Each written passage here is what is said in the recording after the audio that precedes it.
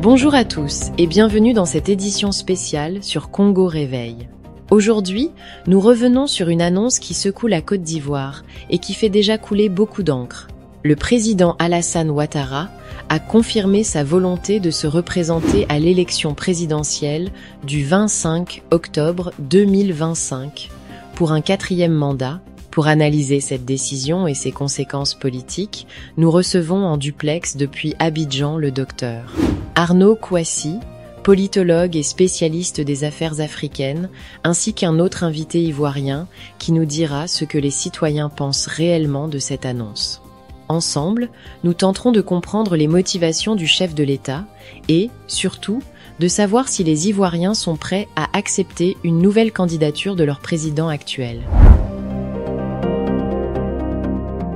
Docteur Kouassi, tout d'abord, merci d'avoir accepté notre invitation. Le président Alassane Ouattara a annoncé officiellement qu'il briguera un 4e mandat en 2025. Quelle est, selon vous, la lecture que l'on peut faire de cette décision ? Bonjour Esther et bonjour à tous vos téléspectateurs ainsi qu'à tous les Ivoiriens qui suivent cette émission. Effectivement, l'annonce du président Alassane Ouattara de briguer un 4e mandat à l'élection présidentielle d'octobre 2025 a créé un véritable électrochoc dans le paysage politique ivoirien. Sur le plan juridique, il faut rappeler que la constitution ivoirienne, telle que révisée en 2016, ne limite pas explicitement la candidature du chef de l'État à 2 mandats si le texte fondamental a été modifié entre-temps. C'est d'ailleurs sur cette base que le président Ouattara s'était déjà représenté en 2020, estimant que son premier cycle de mandat ne comptait pas dans le nouveau dispositif constitutionnel. Sur le plan politique, la situation est plus sensible. D'un côté, ses partisans estiment qu'il reste l'homme de la stabilité, surtout dans un contexte sous-régional marqué par des coups d'État et des crises politiques. Ils mettent en avant ses réalisations économiques, ses projets d'infrastructure et sa stature internationale. De l'autre côté, l'opposition et une partie de la société civile considèrent cette candidature comme une dérive vers un pouvoir sans alternance. Ils redoutent un affaiblissement des institutions démocratiques et craignent des tensions politiques similaires à celles de 2020. Où des violences avaient éclaté lors de sa réélection. Quant à savoir si les Ivoiriens vont accepter cette nouvelle candidature, il faut rester prudent. Le pays est aujourd'hui divisé. Une frange importante de la population, notamment dans les zones urbaines, exprime une lassitude face au même visage au sommet de l'État, mais une autre partie, plus fidèle à son bilan, pourrait soutenir son maintien au pouvoir. En résumé, cette annonce ouvre une période politique délicate. Tout va dépendre, dans les prochains mois, de la capacité du président et de l'opposition à dialoguer et surtout de la manière dont cette campagne électorale sera conduite.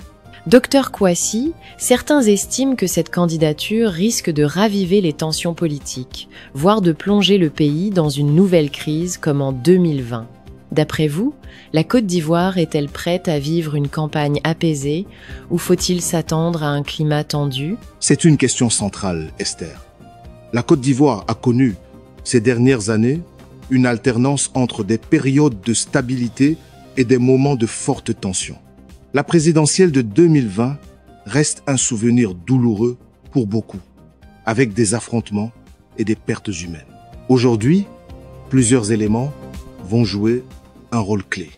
D'abord, la posture du président sortant et de son entourage, s'ils optent pour un discours d'apaisement et un dialogue inclusif avec l'opposition, cela pourrait contribuer à réduire les tensions. Ensuite, la capacité des institutions électorales à organiser un scrutin crédible, transparent et accepté par tous sera déterminante. Cependant, il faut rester lucide. Dans un contexte où la confiance entre les camps politiques est fragile, le risque de tension est réel.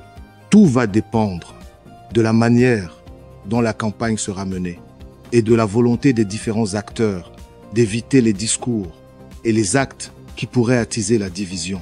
C'est vrai que tout va dépendre de la manière dont la campagne sera menée et de la volonté des différents acteurs d'éviter les discours et les actes qui pourraient attiser la division, comme vous venez de le dire. Mais pendant ce temps, les candidats Laurent Gbagbo, Tidjane Thiam et Guillaume Soro sont exclus de la liste pour l'élection présidentielle.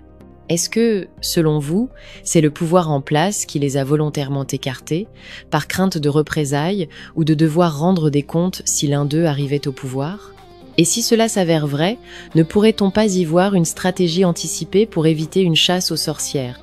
Madame Esther, c'est une question délicate qui touche au cœur du processus démocratique ivoirien. L'exclusion de personnalités politiques majeures, comme Laurent Gbagbo, Tidjane Thiam et Guillaume Soro, soulève forcément des interrogations, notamment sur l'impartialité des institutions électorales et judiciaires. Officiellement, le gouvernement explique ces exclusions par des motifs juridiques, condamnation judiciaire, absence de conditions légales ou administratives requises, ou encore non-respect des délais et procédures. Mais, dans l'opinion publique, beaucoup y voient une manœuvre politique visant à limiter la compétition et à affaiblir l'opposition. Sur la question de la peur de représailles ou de la chasse aux sorcières, il est vrai que l'histoire politique en Afrique, et en Côte d'Ivoire en particulier, a montré que l'alternance peut parfois être synonyme de règlement de compte. Le pouvoir en place peut donc être tenté de verrouiller l'accès à la candidature pour éviter ce risque. Toutefois, si cette stratégie est confirmée, elle comporte un danger, celui d'affaiblir la crédibilité du processus électoral et d'alimenter un climat de méfiance. Dans une démocratie, la meilleure manière de prévenir les représailles n'est pas d'exclure ses adversaires, mais de bâtir des institutions solides, capables de garantir la justice et la réconciliation, quel que soit le vainqueur. Merci beaucoup, Dr Kwasi, pour votre analyse claire et détaillée de la situation. C'est moi qui vous remercie de m'avoir invité sur votre chaîne Congo Réveil et merci d'avoir pensé aux Ivoiriens. Même si vous parlez beaucoup de l'actualité de la République démocratique du Congo, ce serait une très bonne chose de le faire également pour d'autres pays d'Afrique. Nous allons maintenant donner la parole à un autre invité pour avoir le ressenti direct des citoyens. En duplex également depuis Abidjan, nous retrouvons Monsieur Jean-Baptiste Kwame, entrepreneur et observateur attentif de la vie politique ivoirienne. Monsieur Kwame, merci d'être avec nous ce soir. Comment les Ivoiriens que vous côtoyez réagissent-ils à l'annonce de la candidature du président Alassane Ouattara pour un 4e mandat? Merci beaucoup Madame Esther et merci à votre chaîne Congo Réveil d'avoir pensé aux Ivoiriens. Pour répondre à votre question, je peux vous dire que les réactions ici à Abidjan sont très partagées. Il y a ceux qui soutiennent le président Ouattara et qui disent c'est lui qui a maintenu la stabilité et qui a fait avancer le pays sur le plan économique, alors pourquoi pas continuer? Mais il y a aussi beaucoup de gens qui sont fatigués de voir les mêmes visages au pouvoir depuis des années. Certains disent qu'il faudrait laisser la place à une nouvelle génération de leaders avec de nouvelles idées. Ce qui revient souvent dans les discussions, c'est la crainte que cette candidature ne ravive les tensions comme en 2020. Les gens veulent la paix, ils veulent pouvoir travailler et vivre tranquillement sans revivre les violences du passé. À résumer, il y a d'un côté les partisans convaincus et de l'autre ceux qui pensent que c'est le moment pour un changement. Mais tout le monde est d'accord sur une chose, il faut que cette élection se fasse dans le calme et la transparence. Merci beaucoup à nos deux invités pour leurs interventions et leurs éclairages.